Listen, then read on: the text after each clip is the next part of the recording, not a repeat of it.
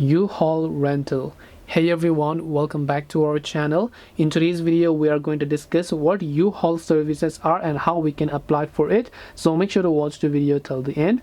Now U-Haul is just a truck renting service or moving trucks from one local to and one moves and so on. So if you are trying to shift places and if you need a truck or a vehicle for some reason, you can actually go to the U-Haul website or download the U-Haul app and get the rates, and then you should be able to rent a particular vehicle. If you want to know the average rate, you can of course just come to uhaul.com and go to pickup location, drop off location, enter them, tap on your pickup date and tap the get rates option, and you will get the respective rates according to your region and according to the place that you want to rent a truck for, and the amount of days as well. The price could vary anywhere from a minimum of $16 to $19 up to $60. So it all really just depends upon the pickup location and the amount of days you want.